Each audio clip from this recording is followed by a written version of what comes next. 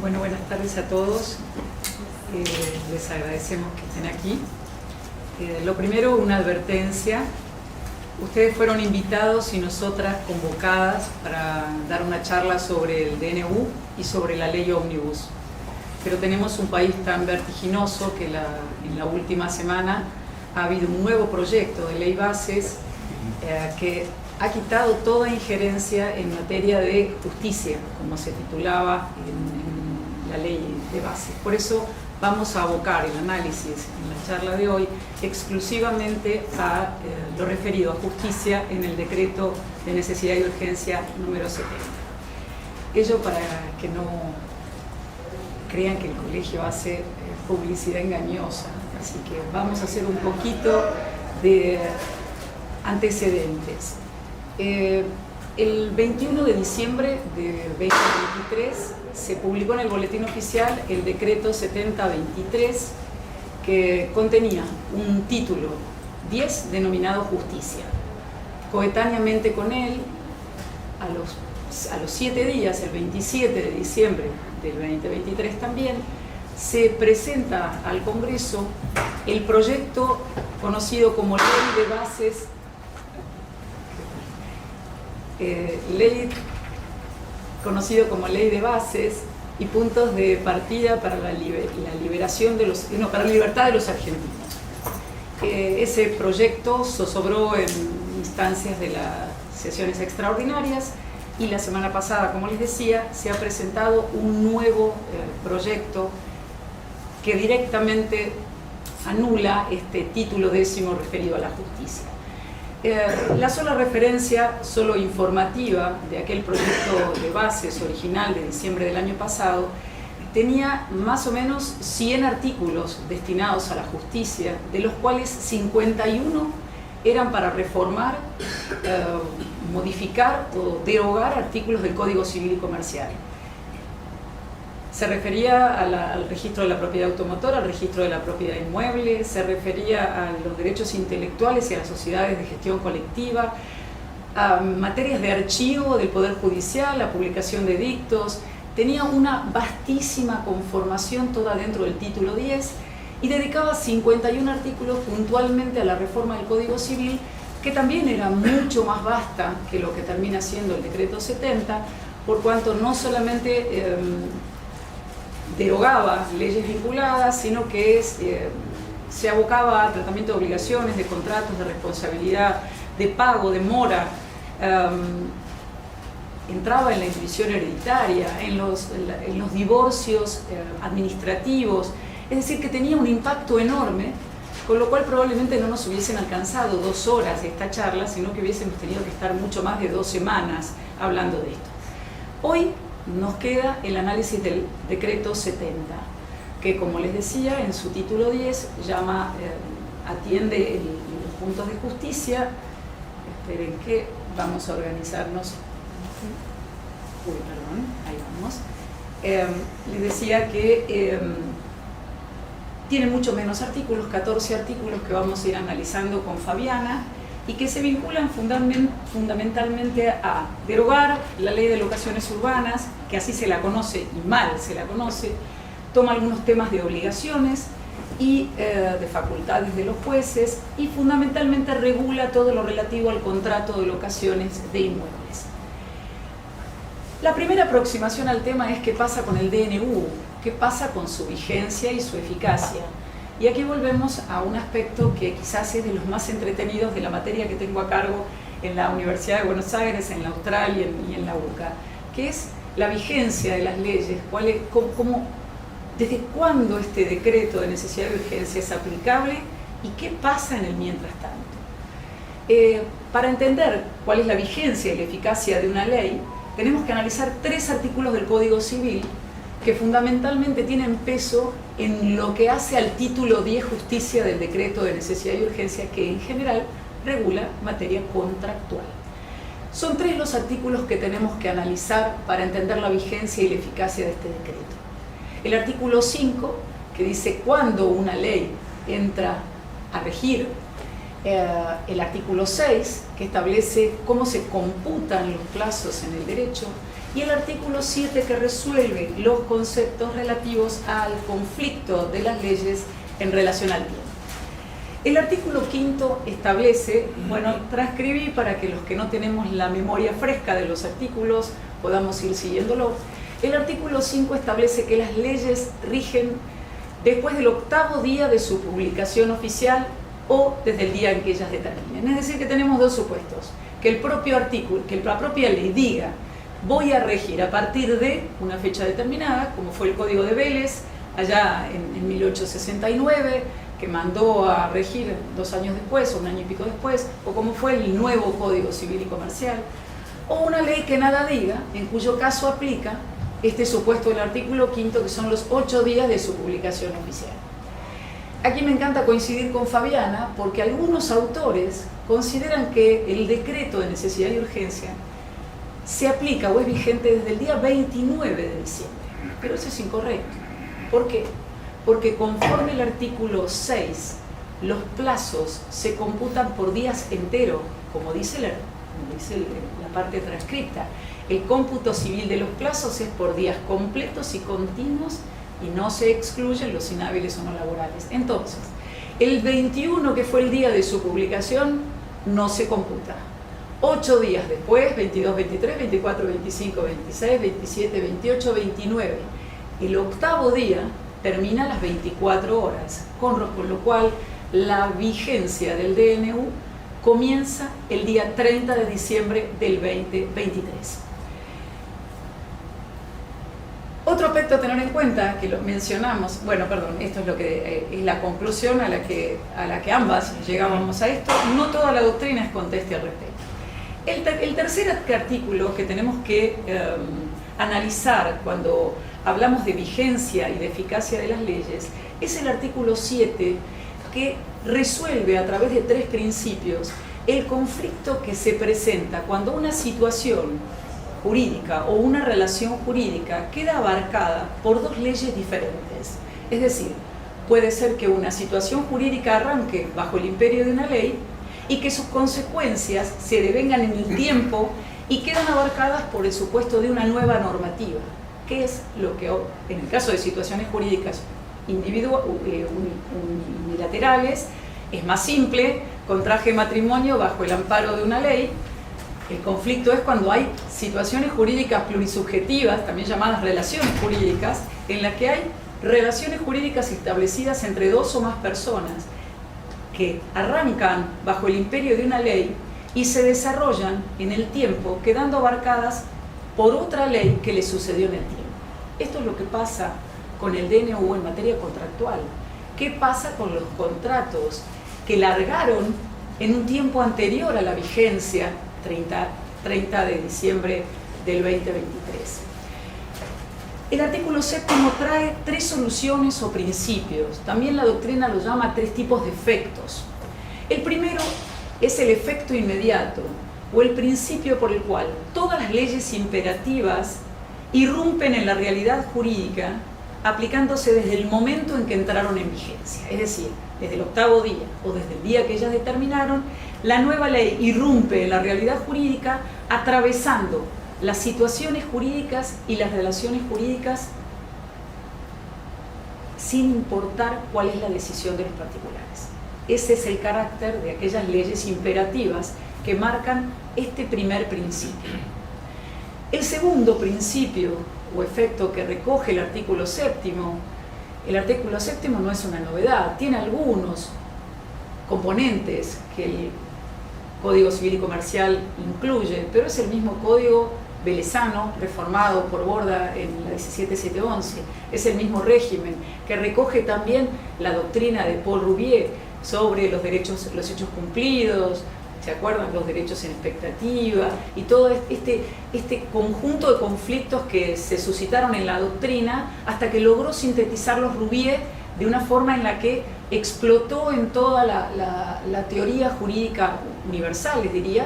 Ahí la toma nuestro país y es la que recoge o recogía el 3 del Código Velezano reformado y hoy el artículo 7. Primer principio, aplicación inmediata de una ley imperativa. Segundo principio, principio de irretroactividad. Las leyes no son retroactivas, sean ellas de orden público o no, y la retroactividad solo puede ser impuesta por el legislador siempre que no afecte derechos amparados en garantías constitucionales.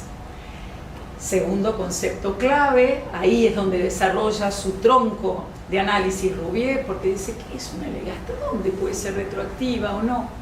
Pero bueno, no podría ser hoy un análisis más completo del tema, quizás más interesante de la materia parte general. Por último, hay un tercer principio, que es el principio o efecto, que es el diferido. Y es aquel que respeta a rajatabla la autonomía de la voluntad de las partes y les dice, ustedes dejen correr las leyes supletorias, acuerden lo que quieran en la autonomía de la voluntad en un contrato. Ahora, si de algo se olvidaron, ahí viene la ley supletoria a completar esa voluntad omitida. Y ahí aparece la ley supletoria ocupando el lugar que los particulares omitieron en ese espacio. Entonces, ¿qué dice el artículo 7? Que a los contratos en curso de ejecución no son aplicables las nuevas leyes supletorias. ¿Por qué? Porque esa ley era la que se iba a utilizar si los particulares habían decidido otra cosa. Entonces, si no habían decidido otra cosa, aplicaban esa ley. ¿Cuál ley supletoria va a ser aplicable? Va a ser aplicable la vigente al momento de la relación. Esperen que aquí vamos, aquí tengo aquí. Perdón, aquí lo tenía. Entonces aquí tenemos en la última parte el tercer bloque, el tercer principio, que es el efecto diferido para las leyes supletorias, que incluye sí el Código Civil y Comercial, una última mención al hacer referencia a que las nuevas leyes supletorias no se van a aplicar a los contratos en curso de ejecución, excepto que resulten más favorables al consumidor y en las relaciones de consumo.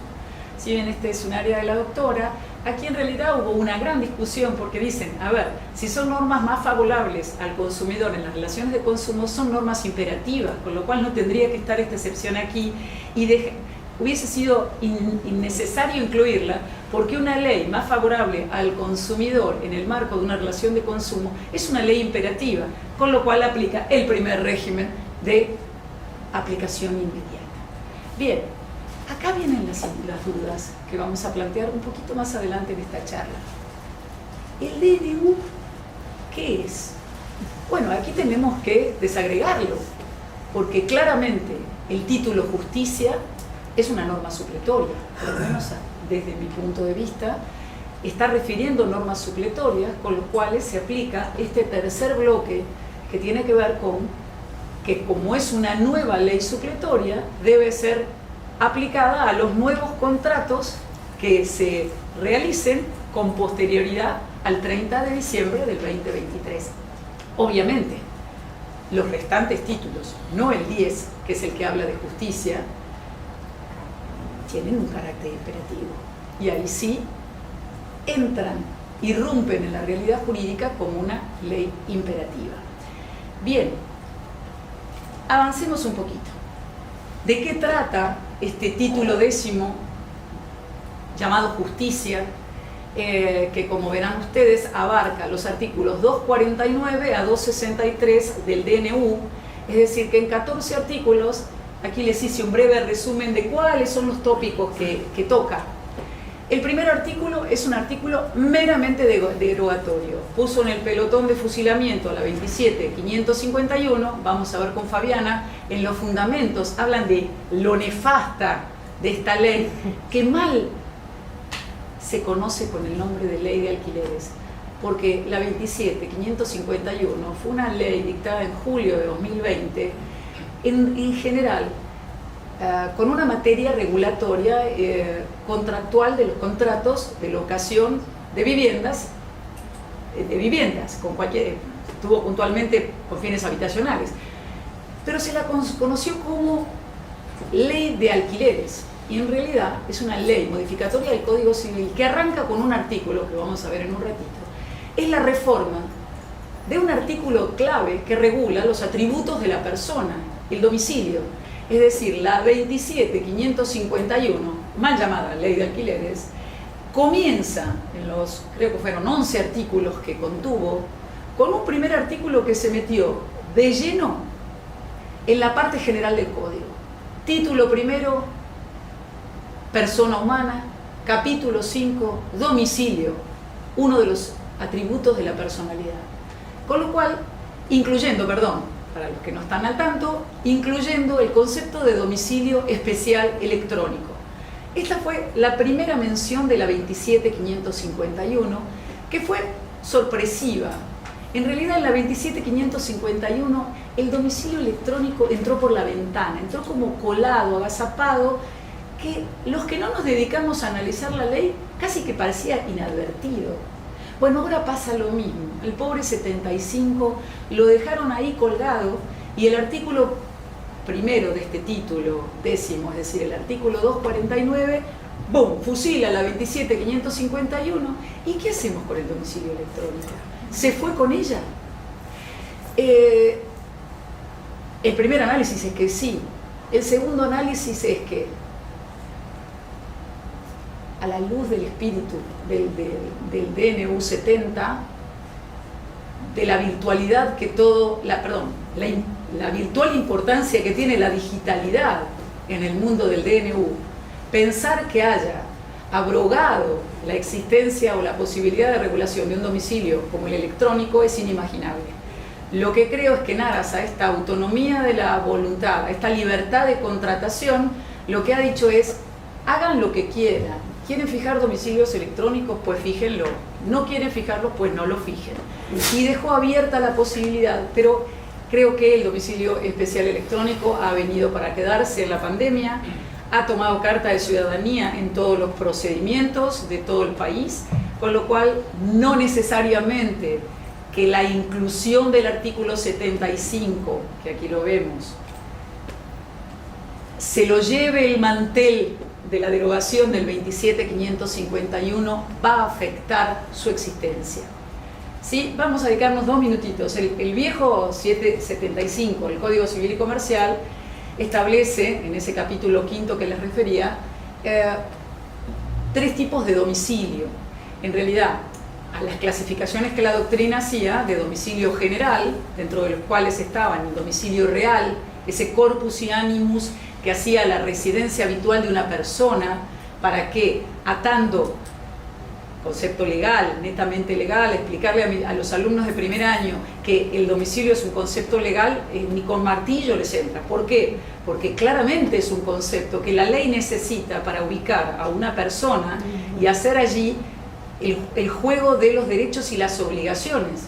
Ese domicilio en general siempre estuvo pensado, atado a un mundo real, a un lugar físico en el mundo en el cual se ataba a esta persona con su atributo.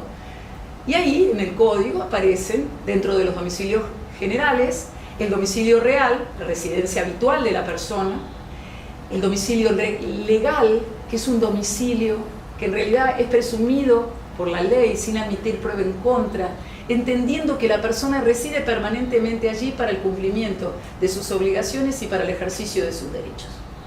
Volvemos a atar persona con territorio. Esos eran los 2 domicilios que el código establecía: 73 domicilio real, 74 domicilio legal, y en el 75 permitía el domicilio especial. Entra la 27551 agregando este último párrafo que está en negrilla, permitiendo que las partes en sus contratos, cuando establecen los domicilios especiales contractuales, los convencionales, establezcan un domicilio electrónico. Aquí dejó librado aquella ley, mal llamada ley de alquileres, a que yo lo pudiera fijar en una casilla de correos, en un WhatsApp, en un TikTok, en un Instagram, en donde yo quiera, mientras lo pusiera en un contrato. Bien, hoy tiraron del mantel, pelotón de fusilamiento para la ley de alquileres. Coincido absolutamente con ello, porque era una ley nefasta, sin perjuicio de ello, se llevó consigo al artículo 75. ¿Qué entendemos con la doctora, y creo que la mayoría de la doctrina, es que el artículo 75 tenga o no tenga la mención del domicilio electrónico, permite a los particulares incluirlo en las cláusulas contractuales? Lo que sí, ya no lo tenemos en el derecho de fondo. Entonces hay que poner muy claramente que se constituye un domicilio electrónico en el cual, que decidan, no hay un soporte físico, ahora tenemos un soporte digital propio del mundo digital, por eso vino en tiempos de la pandemia. Tenemos que especificarlo y fundamentalmente algo que tampoco solucionaba esta mención del artículo 75, que era qué ocurre con la forma de prueba, porque yo constituyo una casilla de correo y envío un correo, y cómo me garantizo que el receptor de ese correo lo haya efectivamente recibido. Con lo cual, así como antes había que aclararlo, también hay que aclararlo ahora porque ya no está regulado en el código de fondo. Bien, avancemos, voy a volver para analizar, aquí. ¿Cuál es el bloque del título Justicia? Los artículos del 250 al 254, que son los que se va a referir la doctora Compiani, regulan todo lo relativo a materia de obligaciones, a la facultad de los jueces, se mete en materia de contratos al regular lo relativo a la autonomía de la voluntad, y en los últimos 8 artículos, entre el 255 y el 263, se dedica a recortar, reemplazar o derogar toda la legislación en materia de locaciones de inmuebles. Esta es la estructura del título de DNU. Deroga la 27.551, toman en los artículos 250, 254, se meten obligaciones y contratos, y del 255 al 263 dinamita la estructura de los contratos de locaciones de inmuebles. Vamos a entonces analizarlos.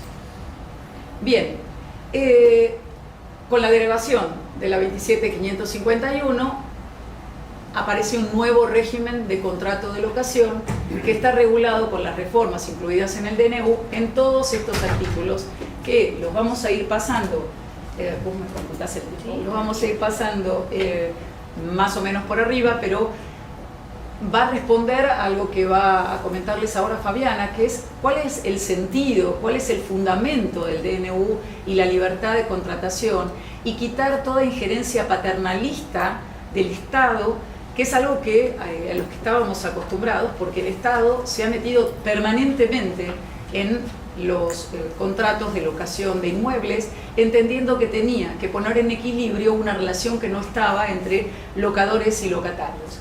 Muchas veces perdiendo de vista que no siempre en una locación hay una parte débil, que es la inquilina, hay una parte poderosa, que es la locadora. Sin ir más lejos, lo pongo de ejemplo en las clases de la facultad. Tengo una tía muy mayor que necesita para vivir la locación de un inmueble. ¿Y cuál es la parte vulnerable en el contrato de locación? ¿Los jóvenes que vienen a alquilar su inmueble o esta mujer que es un adulto mayor en un estado de vulnerabilidad, por supuesto manifiesto? Con lo cual, esta protección, esta injerencia del Estado a veces podría resultar cuestionable. No estoy haciendo una valoración sobre esto. Bien, los artículos que sufren reformas son el 1996, que en el régimen modificado por la 27.551 tenía una cantidad de requisitos que impedían, por ejemplo, relativos al depósito de garantía, al quantum del depósito de garantía, a la posibilidad de pagar anticipadamente los cánones locativos, a la imposibilidad de firmar pagarés juntamente con los contratos de locación, a la devolución de los depósitos de garantía. Es decir, tenía toda una estructura que se dejó sin efecto, como vamos a ver ahora. Respecto de los plazos máximos se mantienen, lo que claramente cambia el régimen es los plazos mínimos, que esto es una vuelta de 180 grados en lo que ha sido nuestra tradición legal vinculada a los contratos de locación.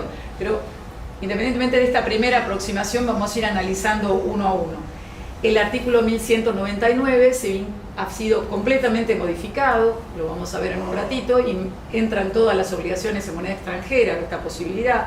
También se deroga el supuesto de pago de mejoras, se deroga el 1204 de pérdida de luminosidad del inmueble, el 1204 incorporado también sobre la compensación de los gastos efectuados por el locatario y los cánones locativos que en manos del locador.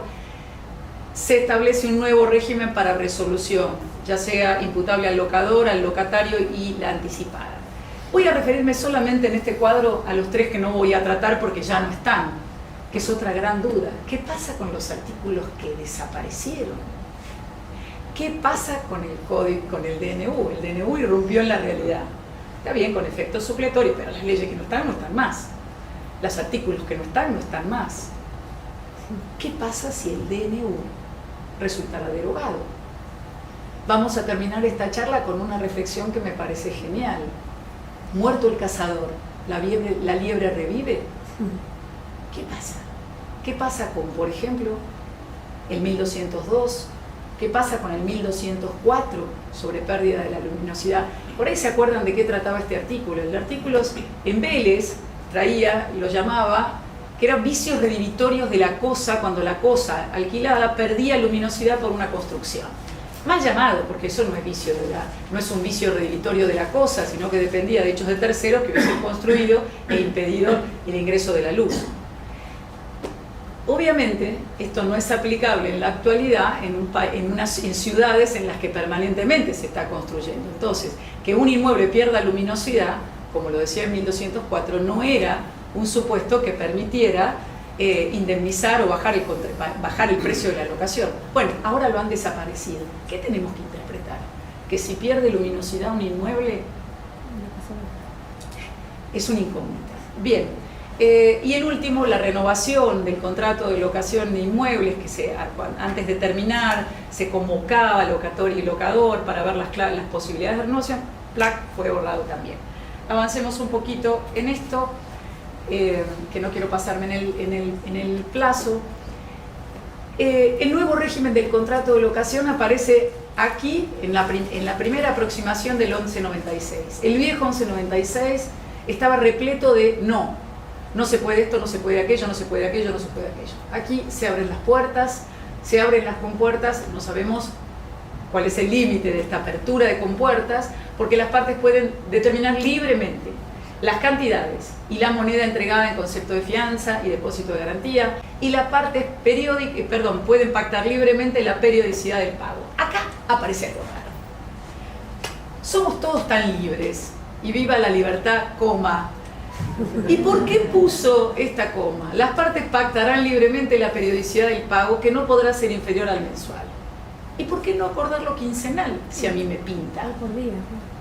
Entonces, es medio extraño, lo dejo como inquietud. Hay algunos contratos, ¿por qué no permitir que la forma de pago periódica sea quincenal y por qué no semanal?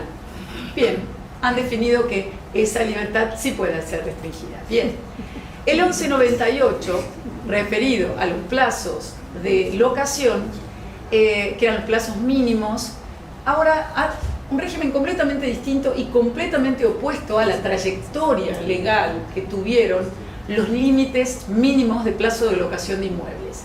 Ahora el plazo, no importa el destino, será el que las partes se hubiesen acordado. Esto es lo importante. Lo que establece es un plazo supletorio, un plazo subsidiario que, típico caso de ley supletoria, las partes no lo acordaron. ¿Qué significa? Que no hay un plazo mínimo. No, ahí viene el artículo 1198 a establecer que si no pusiste un plazo mínimo, va a operar en las locaciones temporales la que corresponda a los usos y costumbres. En los contratos con destinos de vivienda permanente, el plazo mínimo va a ser 2 años y en los restantes destinos el plazo va a ser de 3. El 1199, que era las excepciones a los plazos mínimos, ¿se acuerdan? Sede de embajada, inmuebles que se encontraron con muebles, una serie de supuestos de excepción al 1198, hoy fue completamente modificado, porque claro, no tiene razón de ser las excepciones al 1198, porque el 1198 deja a las partes libres para acordar lo que decidan. Entonces el 1199 tiene un contenido totalmente distinto a lo que era el régimen anterior, y establece la posibilidad de que las partes acuerden la moneda de pago que decidan y las fórmulas de actualización que entiendan. Con lo cual, aquí se derogan en realidad 2 leyes, que son la 27551, de la más llamada ley de alquileres, y otra ley que apareció y que pobre, no tuvo ni pena ni gloria, que fue la ley 27731, que no sé si ustedes se acuerdan, ocurrió el año pasado, en octubre 2023 y que incluía un índice que ni siquiera pudo ser puesto en la práctica, que era el índice de la casa propia. Establecía algunas fórmulas de ajuste que en vez de hacerlo anual se podían hacer semestrales. Bueno, fue una ley que, claro, entró en vigencia en octubre, el nuevo gobierno en diciembre, casi que ni tuvimos tiempo de comentarla los civilistas, con lo cual fue una ley que no tuvo ni titulares. Pero obviamente el nuevo régimen del 1199 permite que las partes decidan cuál es la fórmula de ajuste que quieren. Incluso dicen que será válido el uso que si el índice elegido dejara de publicarse durante la vigencia del contrato, aquel elegido por las partes, cualquiera sea, se utilizará uno similar que aporte el INDEC, pues, o si fuera moneda extranjera, que dé otro organismo internacional. Y acá hay otra aparición rara. El último párrafo de este artículo dice: no será de aplicación a los contratos incluidos en este capítulo el artículo 10, la 23.928, que si ustedes recuerdan la ley de convertibilidad que prohibía indexar los contratos. Pero en realidad había dos artículos en la 23.928, eran el 10 y el 7. No sabemos por qué el 7 tampoco tiene titulares. Lo que quiere decir es que esa ley obviamente no se aplica en este caso. Bueno, para ir redondeando, hay tres supuestos de resolución: resolución imputable al locatario, resolución imputable al locador y resolución anticipada, que también sufren modificaciones.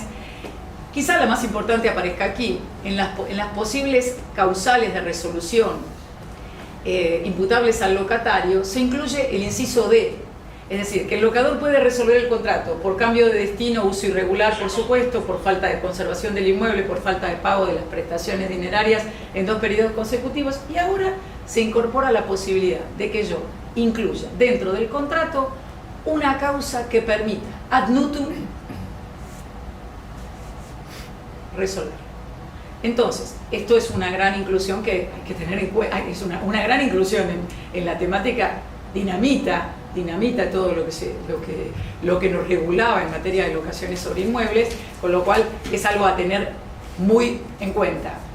La resolución imputable al locador: acá el locatario puede resolver el contrato si el locador incumple la obligación de conservar la cosa en aptitud de uso y goce, y acá agrega un párrafo que dice que esta imposibilidad de aptitud en el uso y goce convenido corresponde a un daño que ha sido ocasionado de forma directa o indirecta por el propio locatario, en cuyo caso no podrá aplicar este régimen de resolución imputable al locador. El inciso B se mantiene. Y lo último, que también es explosivo, es el artículo 1221. Si ustedes recuerdan, si bien fue modificado, teníamos un régimen como tarifado que decía: hasta los 6 meses el locatario no puede resolver. Entre los 6 meses y un año tenía que avisar con un mes y indemnizaba una vez y media el contrato de alquiler. Después del año indemnizaba con una sola vez. Bueno, aquí se cambió completamente. Se toma una fórmula que en realidad no es aplicable a este tipo de contratos. En la historia legislativa no se aplicaba a este tipo de contratos. Y que presenta por lo pronto dos dudas. La primera es que el locatario pueda en cualquier momento, es decir, desde el momento cero, firmé el contrato ayer, mañana puedo decir, me bajo del contrato, indemnizando con un 10% del saldo del canon locativo futuro. Canon locativo está compuesto por dos rubros: la prestación dineraria, con más las cargas que pesan sobre el inmueble. Entonces, habrá que hacer una estimación de todos los meses que quedan por delante de la prestación dineraria con más las cargas que pesan a cargo del locatario. Uno. La segunda duda tiene que ver con el equilibrio en el que van a quedar. ¿Por qué? Porque imaginemos un contrato muy costoso y muy largo. Sería impagable, es decir, impedirle al locatario que pueda salirse del contrato. O al revés, un contrato corto y barato dejaría al locador en una desprotección absoluta frente a la alternativa de que el locatario se le va, paga 2,50 pesos y el contrato se desarmó. Entonces aquí esto genera una duda como para reflexionar.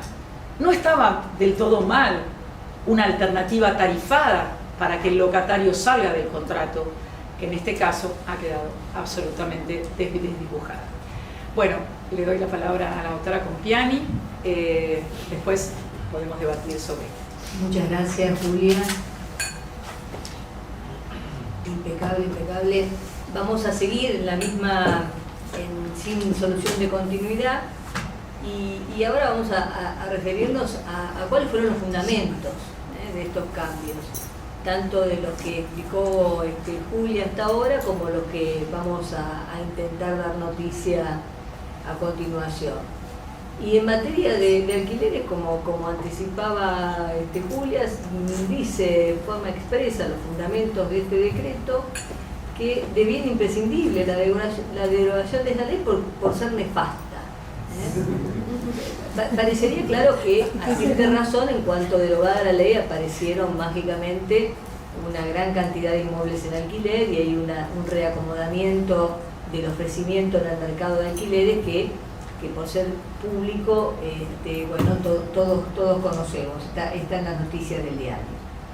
Añade a eso los fundamentos que en materia contractual en general, bueno, obviamente la intervención del Estado había producido algunos desajustes respecto de la libertad de contratación.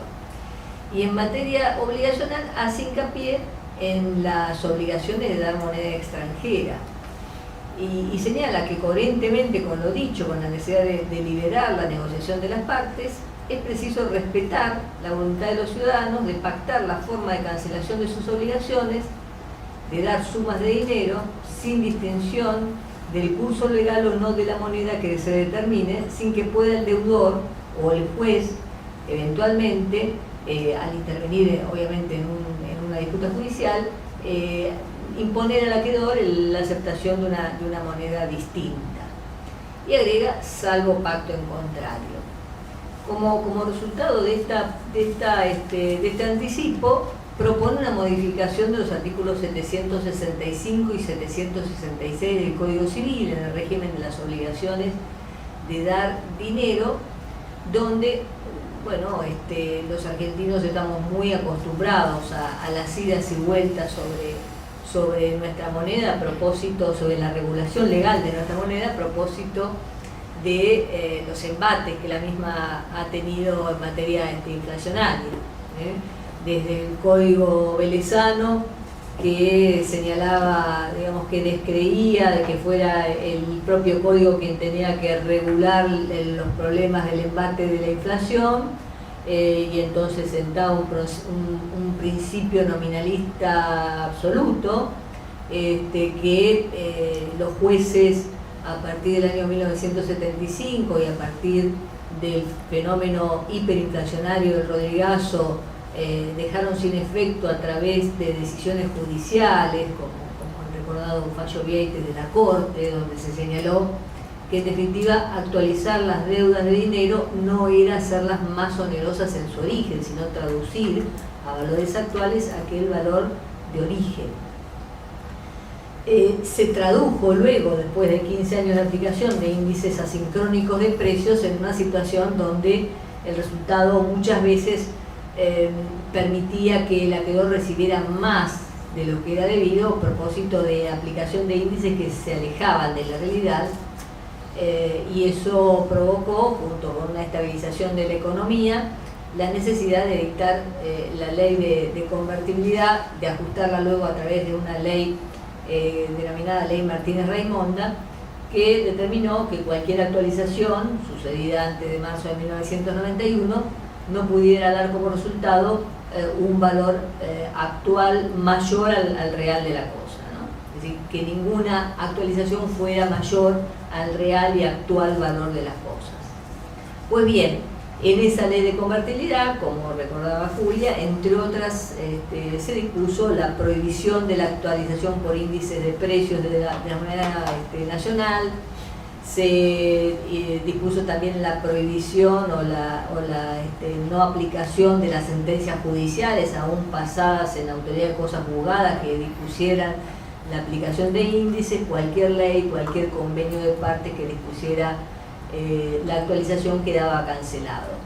A partir de ahí no cabían dudas que el principio nominalista era absoluto, no solo por la manda del Código Civil, sino por la modificación producida por la Ley de Convertibilidad, que fue ratificada por la Ley de Emergencia Pública en el 2002 y que llegó o continuó a pesar de la sanción del Código Civil y Comercial, cuyo anteproyecto reconocía la moneda extranjera como una obligación de dar moneda, de dinero, y que en cambio la intervención del Poder Ejecutivo y de la bicameral, el Congreso, transformó en esta norma que es la que teníamos vigente antes de este decreto de necesidad y urgencia. Es decir, la obligación de dar moneda extranjera, de dar una moneda que no sea de curso legal en la República, permite al deudor exonerarse de ella mediante la entrega de moneda nacional, mediante la cantidad de moneda nacional necesaria para adquirirla. Es decir, lo que en derecho obligacional referimos como una excepción al principio de identidad del pago. El deudor se libera entregando algo distinto, autorizado aquí por la ley. Y hay una discordancia que era notable entre el 765 y el 766, producto de que el 766 decía: el deudor debe entregar la cantidad correspondiente a la especie designada. ¿En qué quedamos? Y luego las dificultades interpretativas crecían a propósito que visitáramos la regulación de determinados contratos, en especial contratos bancarios, cuenta corriente, depósito, etcétera. En todos ellos se aludía a la especie designada. A partir de ahí creció en la doctrina una opinión que sin duda fue mayoritaria en nuestro medio, en el sentido de que esta norma del artículo 765 y el artículo 766 eran normas supletorias, de modo tal que las partes podían pactar la obligación de pagar en la especie designada de la moneda extranjera, y que si esto acontecía, el deudor solo se liberaba de la obligación entregando la especie designada. Por supuesto que había detractores de esta teoría, entre ellos nada menos que el profesor Cordobés Márquez, Fernando Márquez, alguna sala de la Cámara Nacional Comercial de la Capital Federal, algún doctrinario también juez, y esto permitía una cierta duda que subsistía hasta nuestros días. Es claro que la posición que ostentaban tenía un fundamento legal de peso, y era nada menos que utilizar la moneda extranjera como una cláusula estabilizadora sería violatoria de la ley de convertibilidad, que prohibía la actualización por cualquier índice de precios, incluso la adecuación de valores a través de cláusulas de estabilización. ¿Qué es lo que hace el DNU? Vuelve a cambiar el régimen de las obligaciones de dar moneda extranjera, y ahora la moneda extranjera es una obligación de dinero, y lo es de modo tal de que cuando un deudor pacta a partir del 30 de diciembre del año 2023 una obligación de dar moneda extranjera, debe cumplir la obligación entregando la moneda extranjera pactada. Claro, ustedes notarán acá que los nuevos artículos 765 y 766 no aluden a la excepción, no aluden al salvo el pacto en contrario que leíamos hace un momento en estos fundamentos. Fíjense que se lo remarqué al final. ¿Esto qué significa? Puedo pactar hoy una obligación en moneda extranjera con la facultad de pagarla en pesos, en moneda nacional, al cambio vigente al momento del cumplimiento. Sí puedo. Esta norma debe considerarse supletoria, debe considerarse tan supletoria como lo entendimos en el régimen del Código Civil y Comercial sancionado el 1 de agosto del 2015. Quiero significar con esto que a pesar que la norma no refleje ese salvo pacto en contrario que reflejan los fundamentos, sobre esta facultad no cabe duda si es que nos ponemos de acuerdo que estos se tratan de normas supletorias, y a pesar de regular el régimen de monedas, no son de carácter imperativo, si permite que las partes ajusten sus derechos y obligaciones según sus intereses en esa contratación. De modo tal que entendemos que la problemática que subsiste es el alcance de esta reforma con relación a los contratos en curso de ejecución, porque como explicaba hace un momento Julia, el artículo 7 de la ley permite una aplicación, una continuidad de la aplicación de la ley anterior cuando se trata de normas supletorias. De modo tal que si una obligación era expresada en moneda extranjera con anterioridad al 30 de diciembre último y lo era de forma tal que de su letra no apareciera una obligación de pago en moneda extranjera como elemento esencial de la misma, pues cabe concluir entonces que esa moneda extranjera, esa obligación de la moneda extranjera, es un supuesto de aplicación de una norma supletoria, es decir, que permite que las partes sigan cancelando en moneda nacional. Esta interpretación surge de un juego armónico de considerar los artículos 765 y 766 como normas supletorias, de las reglas que sienta el artículo 7 del Código Civil y Comercial, y en consecuencia pensamos que no existe otra disputa hoy, no digo que no sea menor, digo que tiene otra semblanza de hace unos meses atrás, que, bueno, ¿en qué cambio haré la conversión de la moneda extranjera a la moneda nacional? Es eso. ¿En qué cambio lo haré? Lo haré al dólar oficial, lo haré al dólar turista, lo haré al dólar MEP, no hay tanta diferencia. Contado con liquidación, claro, tiene otra semblanza, ya deja de ser el 200% como llegó a ser en algún momento, hoy está en el orden del 20% esa diferenciación. Pero, de todos modos, parece necesario hacer esta puntualización porque generó mucha dificultad interpretativa, saber si teníamos que salir corriendo los abogados a modificar los contratos vigentes para darle seguridad jurídica a las partes, o si alcanzaba con una interpretación razonable de este decreto que nos permitiera concluir esto. Se trata de normas supletorias, podemos seguir pagando en pesos como lo veníamos haciendo, pero los nuevos contratos suscritos a partir del 30 de diciembre se deben cumplir en moneda extranjera si es esta la moneda expresada en el contrato, a menos que deje a salvo en forma expresa la facultad del deudor de pagar en moneda nacional, y desde ya el consejo legal sería no solo disponer esa facultad, sino disponer en qué cambio, a qué cambio debería hacerse esa traducción, para evitar la litigiosidad.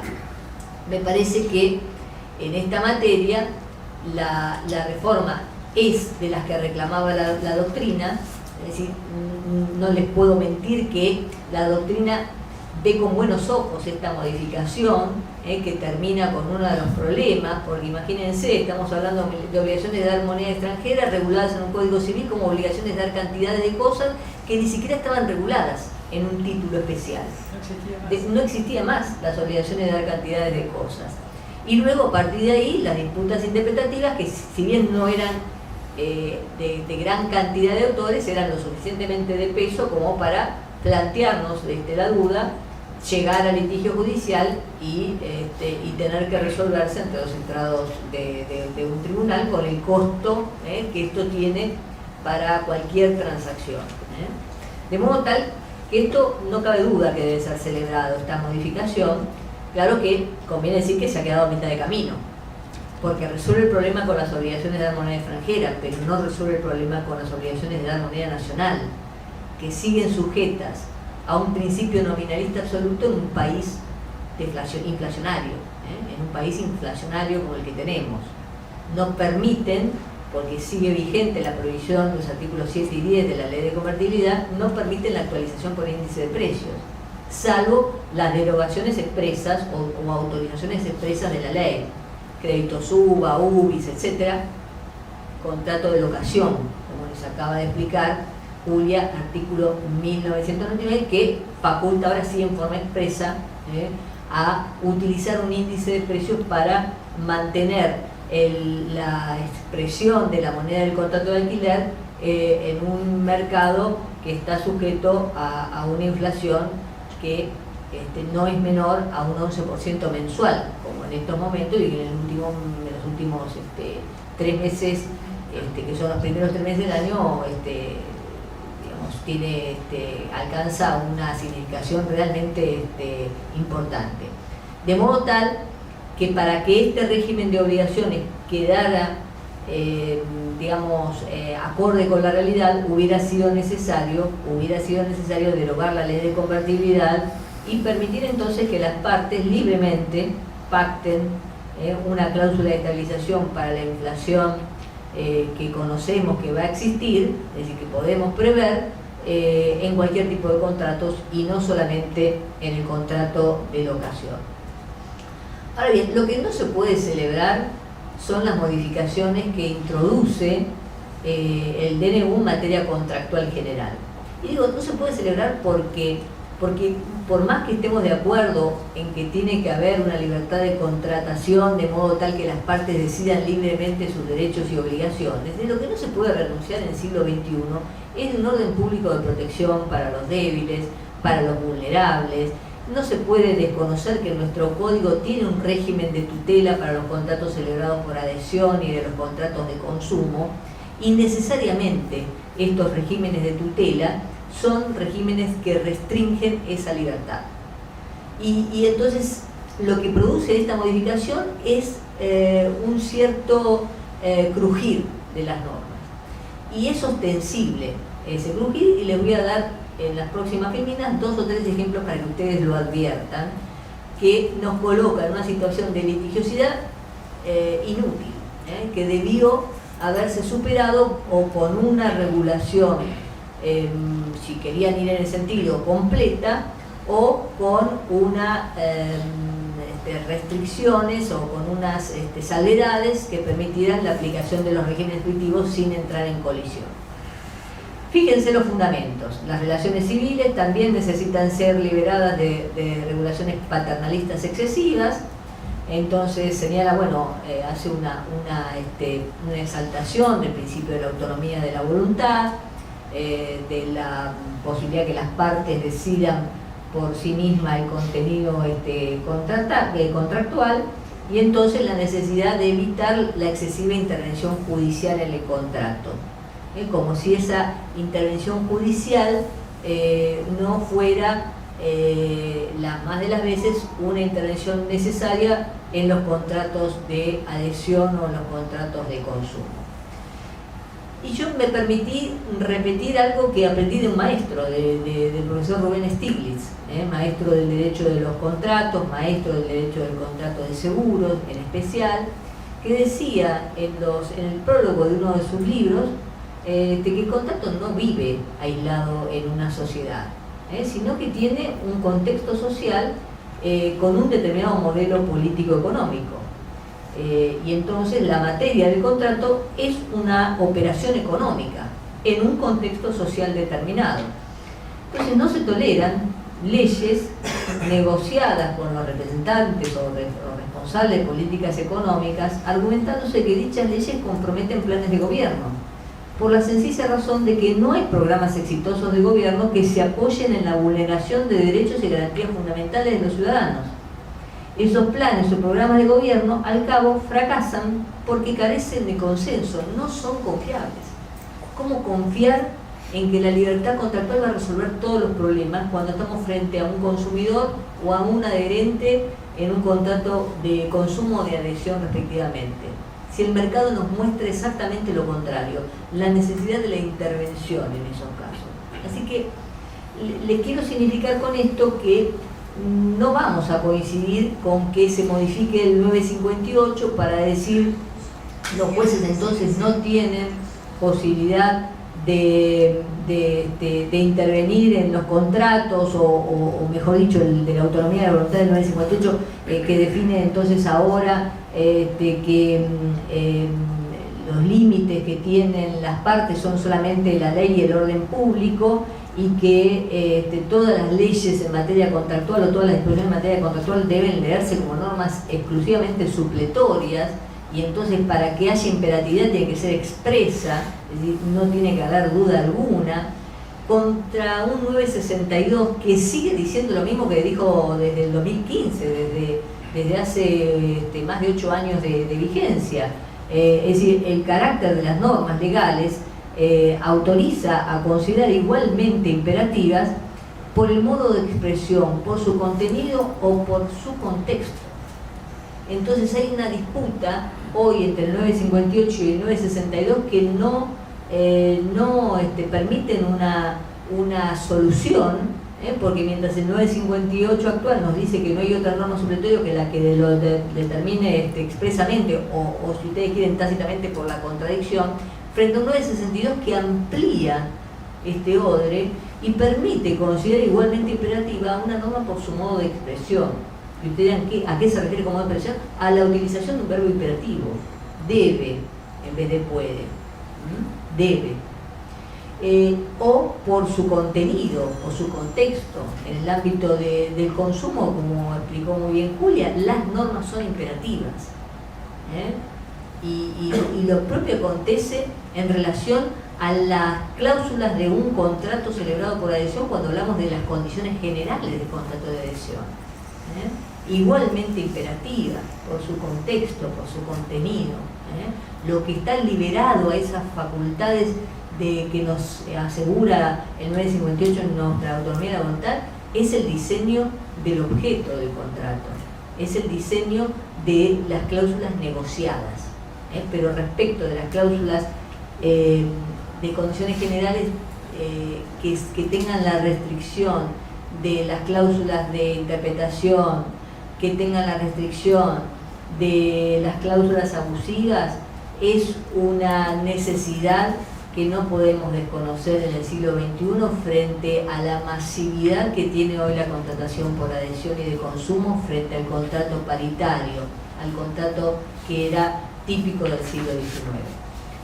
Lo segundo que resalta de esta norma es el intento de abrogar a la moral como un contenido limitativo, como retornando a una abrogación de la moral si no es que ha penetrado en el derecho a través de la norma positiva. Y la verdad es que parece una afrenta al entendimiento de una ciencia jurídica como la que existe en Argentina, que disciplina la cuestión del artículo 19 de la Constitución Nacional, donde señala claramente que las acciones privadas de los hombres que de ningún modo ofendan el orden y a la moral pública ni perjudiquen a terceros quedan exentas de la autoridad de los magistrados. Desde la Constitución Nacional nos marca que la moral es un límite a la autonomía de la voluntad, de modo tal que nada agrega quitarla del artículo 958, como tampoco nada agrega quitar las buenas costumbres. ¿Por qué? Porque vienen repetidas en el artículo 10 del mismo texto legal, del mismo cuerpo del Código Civil y Comercial, cuando se refiere al abuso de derecho. Se considera tal al que contraría los fines del ordenamiento jurídico, el que excede los límites impuestos por la buena fe, la moral y las buenas costumbres. Y es cierto que en el derecho comparado asistimos a intentos de reforma de los ordenamientos civiles en el sentido de retirar las buenas costumbres, porque claro, el concepto de buenas costumbres es un concepto abierto, un concepto fluo, un concepto que cambia en la misma proporción, en la misma medida que se va desarrollando una sociedad. Las buenas costumbres del siglo XXI no eran las del siglo pasado. Piensen ustedes que estuviéramos en la mesa familiar y alguien osara andar con un celular o leyendo algo que no nos venía de coscorrón. Bueno, esas buenas costumbres de una sociedad trasladadas al ámbito del derecho claramente se modifican con la sociedad, y es muy factible que entonces el concepto tenga cierta amplitud que, como razonaba el profesor Jorge Mayo, autorice a descartarla del análisis. Autoriza a descartarla del análisis justamente porque no nos podamos poner de acuerdo sobre en qué momento estamos de nuestra cultura social para entender qué son buenas costumbres.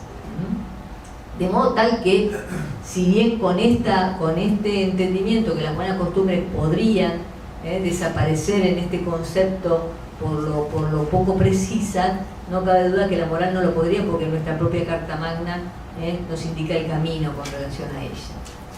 Y luego la modificación del 960 causa una perplejidad también significativa respecto del ordenamiento jurídico todo. Porque fíjense, abroga la facultad judicial de disponer una modificación contractual de oficio, y la abroga en el entendimiento que esto sería un intervencionismo de los jueces. Coincido en que esto es una cuestión que ha sido debatida en la doctrina argentina, y hay muy buenos argumentos de autores comercialistas, de autores de civilistas, me refiero a Rivera, me refiero a Daniel Pizarro, en el sentido de impedir esa intervención judicial cuando se trata de modificar el equilibrio contractual y llevar el contrato a un juego de derechos y obligaciones distinto del que las partes previeron en origen. Fíjate aquí que esta modificación, fíjense que el 960 actual solo admite ante el pedido de parte y cuando lo autorice la ley, se enfrenta con toda esta serie de normas que siguen autorizando la modificación judicial de oficio. Me refiero al orden público y al fraude de la ley, que autoriza la intervención judicial en forma oficiosa. Me refiero al artículo 279, que disciplina el objeto de los actos jurídicos, y también entonces disciplina la posibilidad de un juez de decretar de oficio esa nulidad del objeto, cuando se afrenta a la moral, las buenas costumbres o la ley. Y que finalmente el artículo 386 permite esta solución. La nulidad absoluta faculta a los jueces a la intervención judicial de oficio, de modo tal que no cabe duda que, malgrado la existencia de esa norma, de esa modificación, quedarán todos estos otros artículos en la que los jueces podrán disponer de oficio una intervención en el contrato. Entonces, no quiero decir con esto que debe salir el Poder Ejecutivo o se debe mandar una ley del Congreso para modificarlo, como de hecho preveía la ley de base, preveía la modificación en materia de causa ilícita, de objeto ilícito, y proponía estas modificaciones para amalgamarlas con el 960. Sino que, por el contrario, creo que esa vía de escape nos asegura a todos que cuando el deudor no haya pedido la intervención del juez a pesar del abuso, ésta sea decretada por el juez. Fíjense cómo el juez puede intervenir en los contratos en los casos en los que la ley lo autoriza, porque las partes omitieron la solución. Me refiero al prorrateo de honorarios que dispone el 730 segunda parte. Cierto que esto procede a pedido de parte, los jueces pueden intervenir diciendo, bueno, de los honorarios regulados, mal tema para venir a hablar en un colegio de abogados, convengamos, pero podrían prorratear los honorarios que excedieran del límite del 25%. El tema de intereses compensatorios, cuando las partes no han fijado la tasa, el juez está facultado para decidir la tasa. Cuando las partes no han fijado el plazo en las obligaciones de plazo indeterminado, es decir, la obligación lleva plazo pero el mismo ha quedado indeterminado, las partes le piden al juez la fijación del plazo. Voy a hacer el ejemplo del pago a mejor fortuna, etc. También lo modificaba la ley ómnibus. También lo modificaba la ley ómnibus para que no se escaparan por ahí. Podríamos seguir abundando en los ejemplos, pero creo que ustedes han entendido a dónde apunto. No se puede tapar el sol con las manos, no se debe, porque no es un mercado ideal. Lo que existe es un mercado donde existen sujetos que están en igualdad de condiciones y hay otros sujetos que no lo están y merecen una regulación, y una regulación que sea tuitiva de la falta de voluntad negocial al inicio en la negociación, contratos de adhesión, o que sea tuitiva de quienes se encuentran en situación de la necesidad de consumir, porque son bienes y servicios que hacen a sus necesidades, me refiero a los contratos de consumo. Finalmente también se modifica el artículo 989 en la parte final. Cuando se declaraba abusiva una cláusula, el juez tenía la facultad de integrar el contrato. Acá es donde ustedes van a ver los mayores desarrollos doctrinarios de profesores como Rivera, como el propio Daniel Pizarro, en Derecho Civil, diciendo, bueno, el juez no tendría por qué intervenir para recrear el contenido del contrato, porque no tiene las condiciones para hacerlo. No sabe cómo restablecer ese equilibrio inicial. Y además puede no interesar a las partes un contrato modificado respecto del origen. Y entonces señalaban que lo que corresponde cuando el contrato se declara nulo en forma parcial y no puede subsistir sin esa cláusula, y es decretar la nulidad total, la nulidad completa, porque el contrato no puede subsistir, no modificarlo, no integrarlo modificativamente. Y esto es lo que dispone el 989 actual, el control judicial de cláusulas abusivas y nada más, no la facultad de integración del contrato. Pero realmente aquí parece haber una discordancia entre la propuesta y lo que se traduce de la misma, porque sigue rigiendo el artículo 37 de la Ley de Defensa de los Consumidores y Usuarios, que ustedes saben desde el año 1993 disciplina cláusulas abusivas en materia contractual y de contrato de consumo, y lo hace en términos amplios. Una cláusula es abusiva porque naturaliza las obligaciones, porque produce una modificación de la responsabilidad en el cumplimiento, porque invierte la carga de la prueba, etcétera, etcétera. Y en esas circunstancias el juez está autorizado a integrar el contrato. Esto no se modificó, de modo tal que se deroga en el ámbito general y no se deroga en el especial. Y esto parece una discordancia, pero tiene este fundamento, y es a donde quería llegar.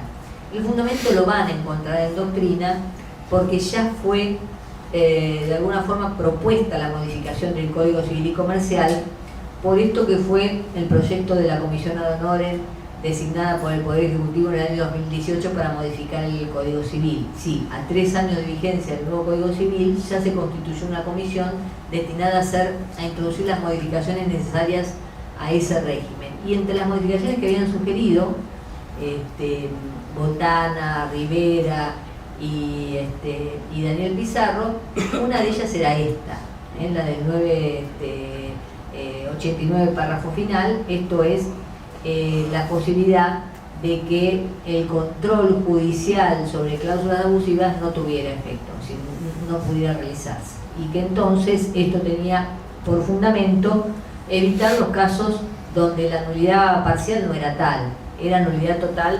sencillamente porque el contrato no podía subsistir sin esa cláusula. Y como les anticipó Julia, la perlita, ¿no? Esto, planteémonos por hipótesis que este decreto, que no superó el análisis de la Cámara de Senadores, no superara la de la Cámara de Diputados. ¿Qué ocurriría con estas novedades? ¿Qué ocurriría con la nueva semblanza del contrato de locación? Con los contratos suscriptos en moneda extranjera o de locación, para poner los dos ejemplos que vimos hoy, posteriores al 30 de diciembre. Sin duda quedarían a salvo los derechos adquiridos, a pesar de que se derogara este decreto, porque, como rezaba la frase que nos contaba Julia, muerto el cazador, la liebre no revive. Muchas gracias.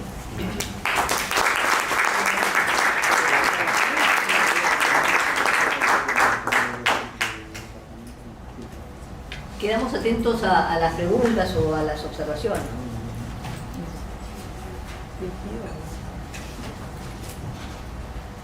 Sí.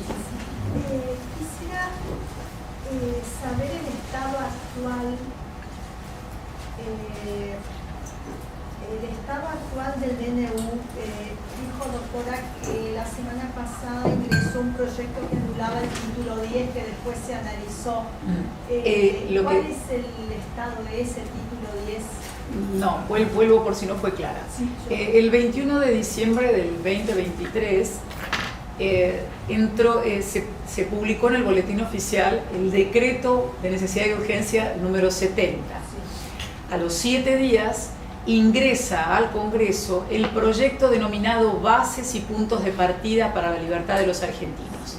Ese primer proyecto de ley bases contenía un título que en ese caso es el título 5, el título 10, justicia, es del decreto. El título 5 del proyecto bases se refiere a justicia y tiene casi 100 artículos, dentro de los cuales hay 51 que modificaban el Código Civil y Comercial, en un espectro muchísimo más amplio que lo hace el decreto 70. Ese proyecto de ley bases zozobró en las sesiones extraordinarias en la Cámara de Senadores. Le dijeron no. Entonces, volvió para atrás y se presentó un nuevo proyecto bases al Congreso ahora. Con lo cual, el proyecto bases presentado el 27 de diciembre, bien digo, que te contenía dentro de la cantidad de títulos,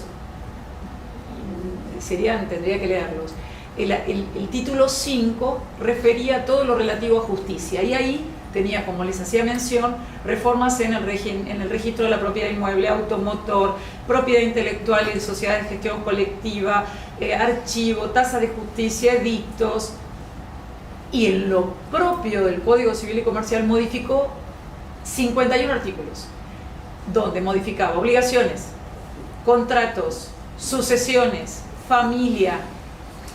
Era un salpicado, por eso les decía, no nos hubiesen alcanzado estas 2 horas previstas para hoy. Esa ley de bases zozobró. Y hay un nuevo proyecto de ley bases reducida en calidad y en cantidad que directamente excluye el título 5, justicia. ¿Qué queda pendiente? El título 10 del DNU, que se llama justicia y tiene 14 artículos, que son los que tratamos hoy aquí. Derogación de la ley de alquileres, modificación de obligaciones y autonomía de la voluntad y régimen del contrato de locación. Sí. Sí, 2 preguntas. La primera con respecto al artículo 7, que usted mencionó en cuanto a los efectos inmediatos de leyes imperativas. Habla de leyes imperativas y no distingue entre orden público y privado. ¿Usted está asimilando leyes imperativas a leyes de orden público? Es una linda pregunta. En realidad, el orden Porque público... todo el concepto de orden público. Es que este es el punto. El concepto de orden público es inasequible, ¿no? Porque el orden público es peor que definir buenas costumbres, es peor que definir moral. El orden público es un conjunto de instituciones que atraviesan el ordenamiento jurídico entero y que en definitiva también se vinculan con algo que hablamos, que es la moral y las buenas costumbres. Si bien coincido con Fabiana en que el concepto de buenas costumbres está como de modé, el concepto de moral no, porque en todo el orden jurídico hay tres pilares, que son el ser, el deber ser y los valores. Si no salimos de aquí, de este colegio público, hablando de ética, estamos perdidos, y así está el país.